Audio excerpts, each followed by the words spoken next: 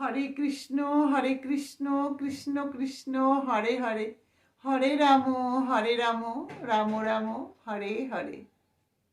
বলছে সংসার চক্রে প্রবেশ করেও সংসারের মায়া কিভাবে ত্যাগ করবেন। তাই বলবো, সংসার চক্রে প্রবেশ করলে সেই সংসারের মায়া ত্যাগ করা অত সহজ ব্যাপার নয়। তাই এই সংসার চক্রে প্রবেশ করে সংসারের মায়া ত্যাগ করা অত্যন্ত কঠিন কাজ। কিন্তু এই কঠিন কাজটা আমরা কিভাবে সম্ভব করতে পারবো জানেন? যদি আমরা নিজের সংসারটিকে ভগবান শ্রীকৃষ্ণের সংসার তৈরি করতে পারি, অর্থাৎ নিজের সংসারটিকে কৃষ্ণের সংসার বানাতে হবে, তবেই আমরা এই মায়া থেকে বেরিয়ে আসতে পারবো। কারণ আমরা যখন স্বামী স্ত্রী পুত্র সন্তান এবং সংসারের আত্মীয় স্বজন সকলকে নিয়ে যখন একটা সংসারের মধ্যে থাকি, তখন আমাদের মনে কি হয়?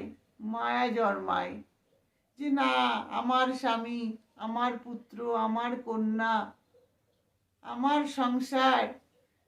কিন্তু এটা ভাবলে চলবে না।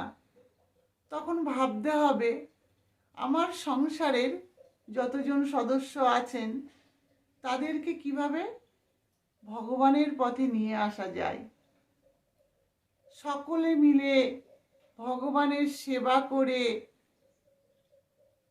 আমরা যদি চলতে পারি জীবনে, তাহলে কি হবে? তখন মনে হবে এই ধন সম্পদ, বাড়ি ঘর, স্ত্রী পুত্র স্বামী সব কিছুর মালিক হলেন ভগবান শ্রীকৃষ্ণ। কারণ তিনি হলেন সৃষ্টিকর্তা, আর আমরা কেবল তার ভৃত্য মাত্র। যদি আমরা এটা ভাবতে পারি, তাহলে আমাদের মনে লোভ জন্ম নেবে না, লালসা জন্ম নেবে না। তখন আমরা অতি সহজেই লোভ লালসা থেকে মুক্ত হয়ে সংসারের মায়া থেকে মুক্ত থাকতে পারবো।